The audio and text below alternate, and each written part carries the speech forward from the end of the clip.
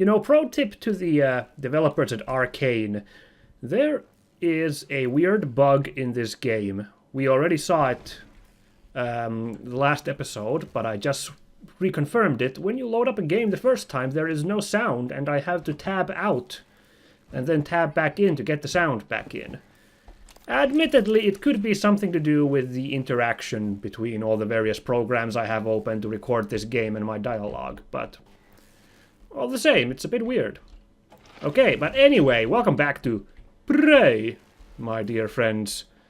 Last time we did all this stuff, we've booted up the server. We marveled at this crazy looking glass technology. I was like thinking about that. How would you make a program like this? The program would have to simulate the geometry of this virtual space, then map how light would reflect off the virtual surfaces in correlation with this window, then map what wavelength the light would emit from every point on this window from inside the virtual space, and then simulate that. Which I'm not convinced is something we could do with modern technology. And we won't be able to do this here much longer either if that kind of noise keeps up. But yeah. So we booted up the servers, which means we can go back and watch the video. Find out what we're supposed to do to save the day. Maybe even find out what's going on. But remember, we have a terrifying monster sneaking about in this space. Uh-oh. He might be alerted. But that doesn't matter, because we will just duck ourselves in here, and adios, muchachos. Oh wait, this is still taking the long way back, isn't it? It's not that long. We can make this trip just fine. I could have just taken this door to get a bit faster, but it's all good. It's all good. We are going to make it. Just need to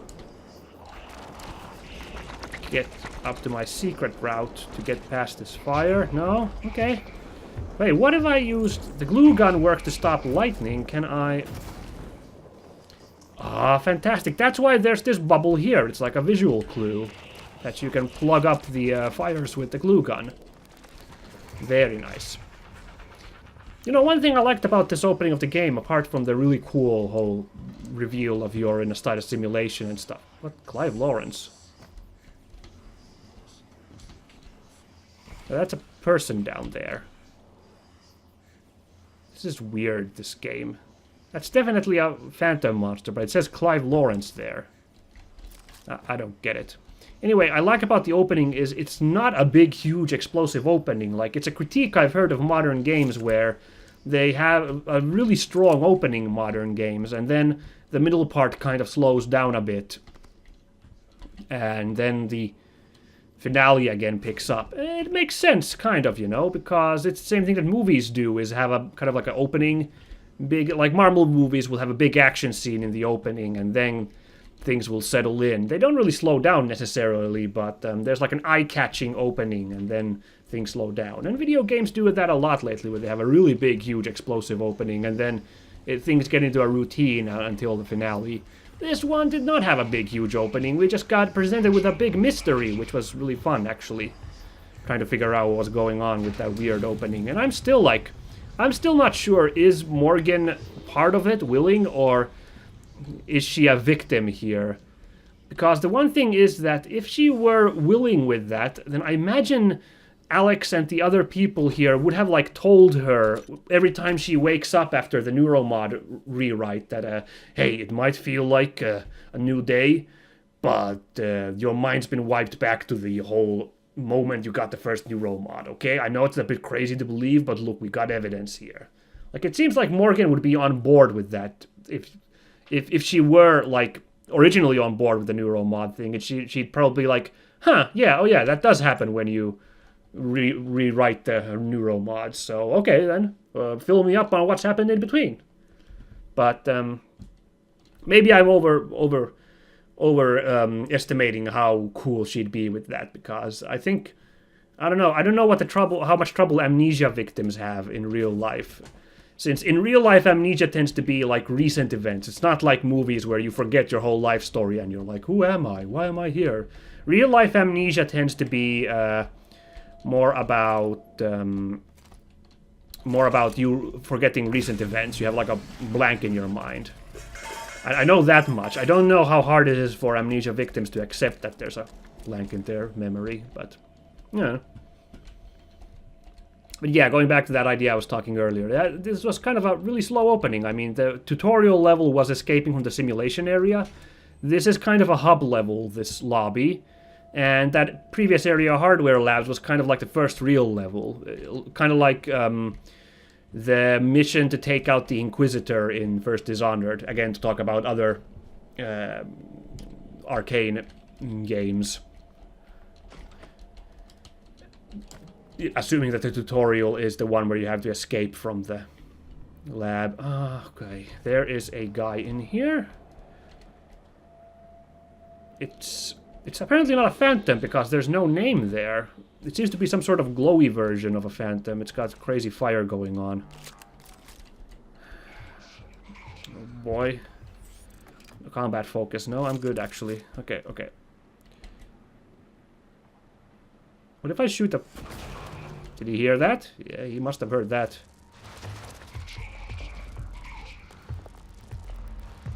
Nothing. Oh god, that was scary. And turn on combat focus.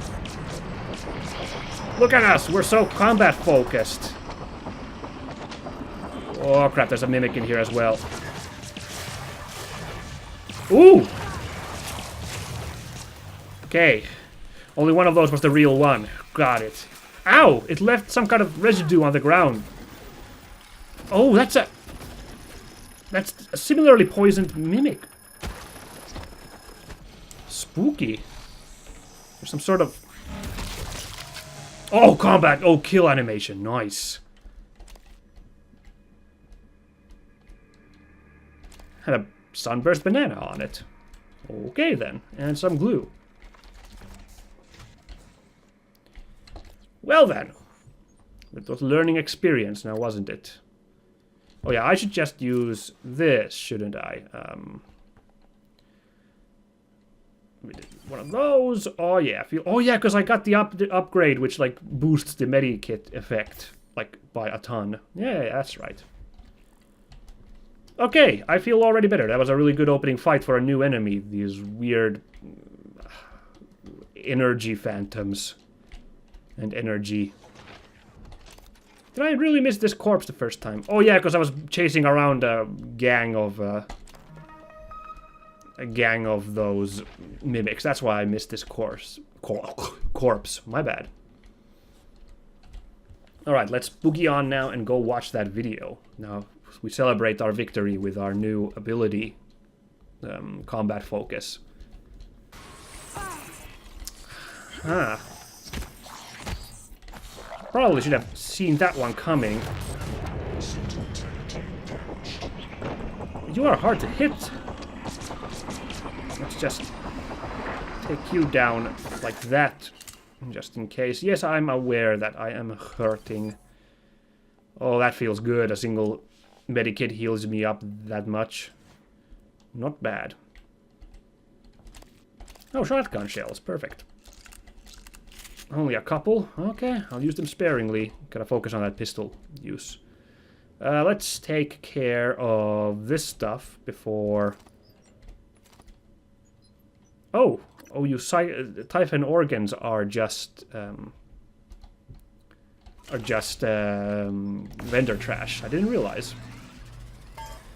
Oh, but they create these yarn balls I use for my knitting. Nah, that makes sense. Now I get it now. Okay, okay, don't know what that is.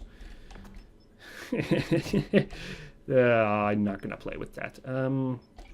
Used up a fair amount of bullets, so let's create some more of those.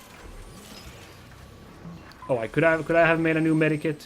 How much do those? They eat up 2. I could not have made that even if I wanted to. Yeah, I didn't realize this Cause, see, that's actually really clever, cause I thought this was just a real window into a weird cyberspace, but now I realize it's one of those looking glass magic windows that we had in Calzano's lab. Calzano? The guy's lab. This is just a wall here.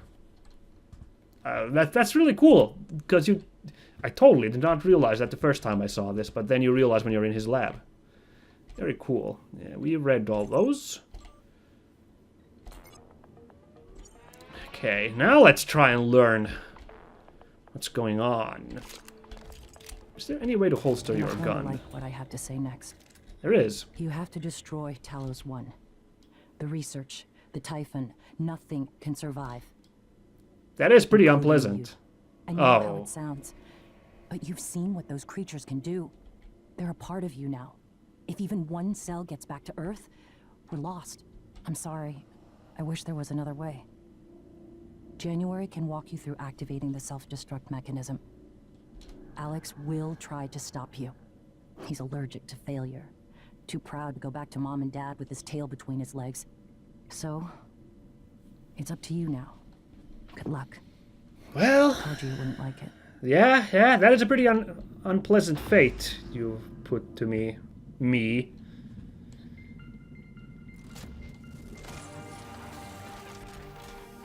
That must be why Alex has trapped us in that daily thing, maybe, because maybe Morgan already realized that we had to do this. Oh, January! I'm January 2035. I'm an operator.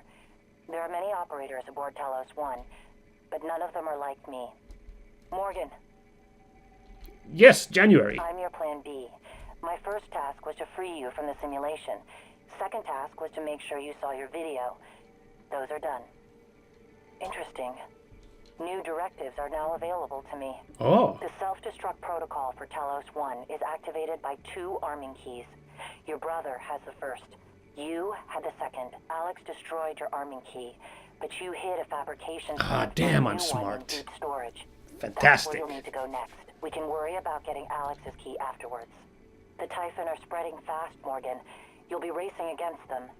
And your brother. This key card will grant you access to the main lift and all the labs. The main lift is the fastest way to reach deep storage. Oh, finally. Oh, look, she has a little tape that says January on it. That's nice. You asked me to provide you with more neuromods, which I've done. Good luck, Morgan. Oh, sweet. You know, the worst thing is because there's a weird... more autonomy than a typical operator. The contents of the video are sensitive. Only a flesh and blood person could handle the responsibility, I presume. Okay, cool.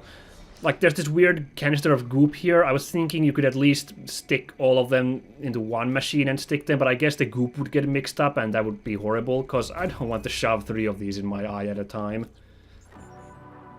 We only have 1 now. I'm not going to shove that anywhere. Nah. Looks like I've gotten everything that's level 1 anyway. Whoops. Unless the cost has... No, they wouldn't do that the cost would go up on the remaining stuff. That would be just mean. I have your voice. It's a tactic to ease your natural suspicion. I'm sure you realize this. I mention it so that you'll know I'm earnest. Oh, actually, I didn't even notice because of that vocal effect there, the radio effect. But okay. So you're kind of like me, too. You want an apple? Me? No, you good? Okay. Control. Oh, this is fine. Yeah, this machine's working just fine. Burnt circuit board. Might as well recycle it. Probably not going to be able to do anything with it, but... Thank you. Alright, January, hold the fort here, and I'm going to go... The office is relatively secure. Come back if you need to rest, or use the fabricator. Yeah, no, I'm on that, January, don't worry. Alright, let's dance on down to deep storage. We're talking a lot of science last episode. Let's quickly talk myth again. These monsters are called the Typhon, which we don't really know anything about them yet in this game, honestly, except that they're aliens, and they seem to have some sort of assimilation powers, I think. It's kind of hard to tell. And they seem to be, you know, very cellular-based. that, you know, it's like she said, a single cell survives. These things can presumably replicate forever and ever and ever. Didn't we see... Yeah, we saw the one mimic suck the corpse dry, and then it exploded into several other mimics. So this is all pointing to the fact that, yeah, it's like some sort of cellular life form. Breakfast is served in the cafeteria until 9 a.m. So I hope we'll find out more. Like, that's another big mystery. It is not out the realm of possibility that these are not actually aliens, but man-made creatures. Although with the whole... one of these... This guy was so tough the first time we fought him. Now he's back. With the whole Fermi paradox thing they're selling on us, it could be possible that they are aliens, but that could also be a red herring. To make us think they're aliens, but they're actually lab-created. All the same, they're pretty awful, aren't they? Unless it turns out they're not, but I really doubt that. That's also a really overplayed thing, where the supposedly evil beings are actually nice guys. Okay, let's think this through.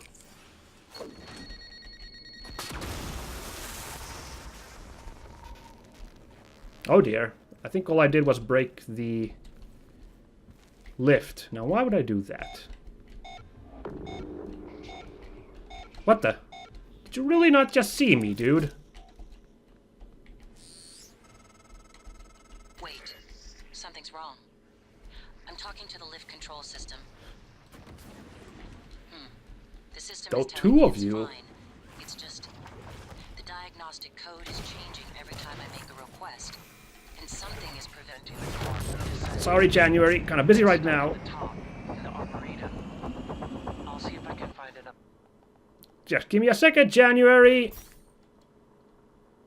Their way up. Got it. There's a route through the psychotronics lab. Morgan, that lab is where the Typhon broke containment. Be careful. Aha, containment. Oh. This is Security Chief Elazar. Who the hell shut down the elevators and airlocks? Answer me. My team's locked down tight here. We need those lifts working. Sam, it can't be a power loss, can it? I don't think so, Chief. The main lift and all the airlocks shut down at once. It had to be manual. Damn it. First they give us pop guns, put us on babysitting duty, then open the gates of hell and lock us in. Transtar's going to need an army of lawyers when I get Earthside. Anyone else on the station, get to a safe area. Check your surroundings. Walls, floor, ceiling. Then seal yourself in. We're working on the problem, and we'll be there to retrieve you as soon as we can. Elazar out. Promising. Hello. Good to see you again, Dr. Yu. So I'm just back here one more time to look for Bellamy's corpse. I just remember we had all those side quests, so let's get on those. We can do those now. I think now's a good time we can do those before we head on down to Psychotronics. So here's the big mystery. We're in the trauma center. We're trying to find Bellamy's corpse. I was super sure this would be it, but it wasn't. And here's Lucia Jimenez. That wasn't it either. I'm not going to give this a long time, but I do want to give one go, which is now that I know I can look for Bellamy's name in the list here, we're going to try and find... I mean, it is possible that it's not even going to work, because, as you may recall,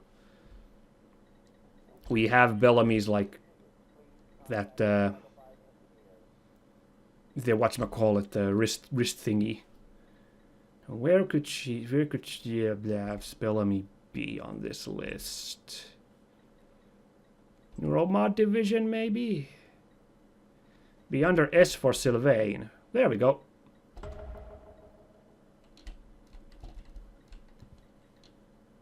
And there we go. And Bellamy's right here. Right, because the freaking...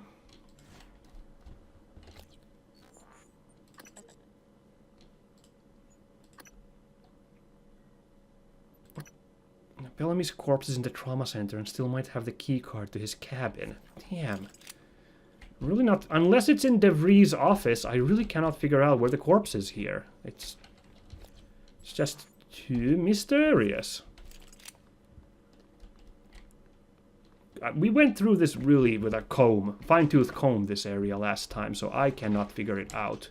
What I can do, though, is we're going to do a bit of parkour here. We're going to go to Yuri's office to get those stolen neuromods. That's another side quest we got, and the psychotronics is roughly that way, so this should be a good side up for us.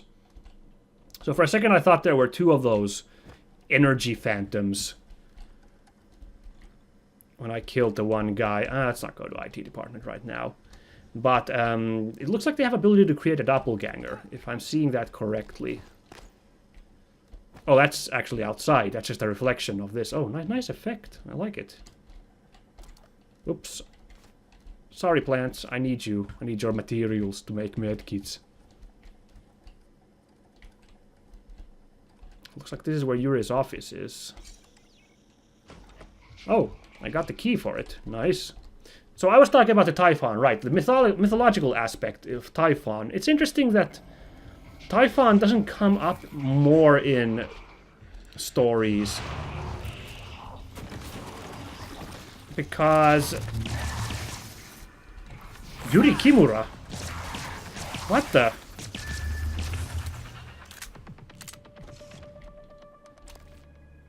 So this was once someone, Yuri Kimura, apparently. Wait. Does that mean that Bellamy could have been that energy? We're gonna go one last time to look, not the energy, but the fire phantom, the pyro phantom. We're gonna go one back last time and go look for that corpse. Maybe, I don't know, it could be. If it turns out that corpses can become these things, that would explain it. I think. It was so simple, the explanation all along. Oh, an employee newsletter. Oh, nice. In this edition of TranStar Life's Rising Star segment, we profile Harley Granger, a member of the Neuromod sales team who is currently stationed aboard Talos 1. Some of you might recognize Harley's name from his professional baseball days, when he played second base and wore number 66 for the Tornadoes. First I thought that said tomatoes, that would have been weird. Harley was assigned to Talos 1 2 years ago and has made the journey into orbit and back over 50 times. Not bad for someone who's afraid of flying. My time playing baseball forced me to deal with that fear, he said. Believe it or not, a shuttle flight to Talos 1 is far easier than a cross-country airliner trip. Alright then. Wonder if we can meet him. Okay, so, yeah. I keep getting interrupted when I try to talk about stuff. It is my eternal curse. Thank you, Tulip.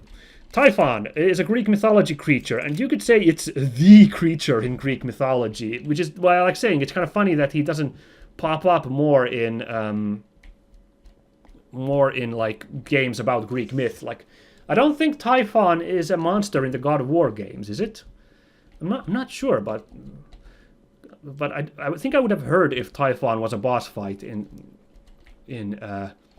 God of War. But yes, Typhon is this really gribbly monster. He is, well, it depends on the myth, actually. There's, of course, two different myths. One is that Hera's rage at Zeus having Athena as a child, Pallas Athene, causes this creature to spawn, this thing that's like a dude with covered in snakes and other crazy monster limbs. It's really hard to describe what he looks like. Just believe you me, he is really horrifying.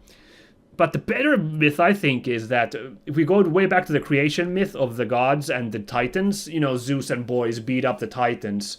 Typhon was the final monster that Mother Earth, Gaia, spawned to fight Zeus after he'd taken out the Titans. Like, Typhon was Zeus's end boss, which should tell you what a big deal the guy is.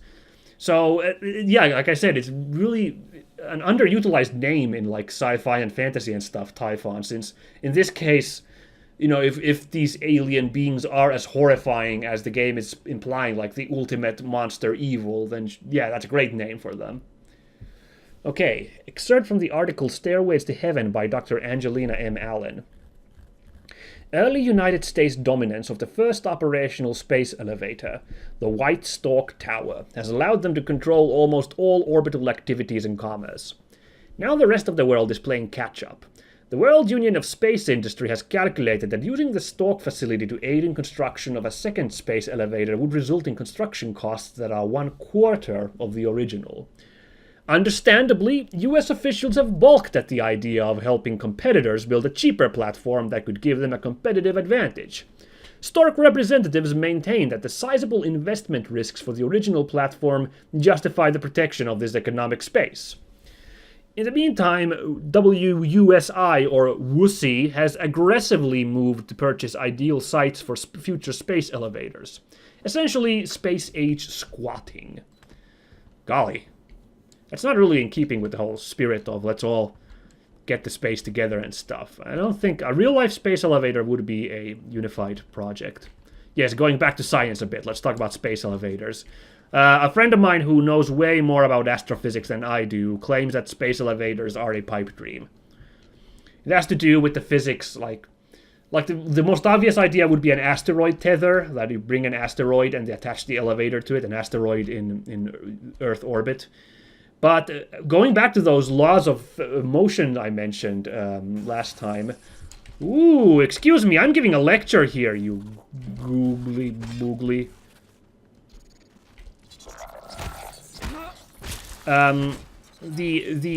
There would be a reactive force from the elevator that would drag the freaking asteroid down. Oh, there's a boltcaster here as well. Down to, oh, this was awful. Ugh. Down to Earth, basically. So that's a no-go. And you could say, well, why don't we attach, jet engines on the asteroid to keep it in orbit? Well, the thing is, you'd have to keep them on all the time. And unfortunately, that would then basically completely undo the benefits of having a space elevator versus just, flying to... Just like flying to space with a rocket. Now we're using rockets again. Okay, this is Kimura's office, so... Oh. Well, that wasn't very hard now, was it? Good job hiding them in obvious sight of your desk. Elias Black. Oh, that's one guy who found dead with the gun. You can't ship it home. It's already been noticed. 1 month pay makes it go away. Ooh, a bit of skeevy politics here on the ship. Huh. I don't think we have to worry too much about the side effects. From what I gathered, it's just a little pinprick near the eye, right? I mean, it looks scary, but I think if we can get advertising to push some of the more appealing pros of NMs, we can shift public attention from that. I'm not too worried about the red eye stuff either.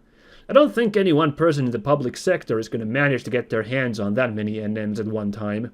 Not at these prices. What I find far more worrying, though, are these reports of memory loss during NM removal. I mean, amnesia? Seriously? We can rewire a person's brain, give them any skill we want, but we can't avoid resetting their head back to the moment they got that shit installed if we decide to take it out? If this leaks, it'll kill NM sales. Doesn't matter if you need specialized equipment and training to take one out. No one wants to risk losing years of their life just for the ability to speak French. This can't even go in the fine print. As far as the customer is concerned, NMs are permanent. Well, a lot of really skeevy stuff going on this station. It's supposed to be we're in space, guys. We should be all positive and utopian and stuff up here. I don't like this tone we're going through right now. Okay, I want to take... what's this do? More inventory space? That's not been a problem really yet. We don't really have any chipsets yet, do we? I just probably check. What I wanted to do was take this repair too, so we could fix up some more stuff. I was really thinking about some of this stuff. Hold on, I'm thinking really hard now. The stuff I want to get. We want to go balanced. I don't have anything from security right now, so I maybe might want to pick something up from here. Maybe the stealth one, since I do like favoring stealth. Oh, but I do use guns a lot, so I think I'll just take the firearms mod. Ah, now I have the memories of Dirty Harry, apparently. Which is weird, because he's a fictional character. How did that happen?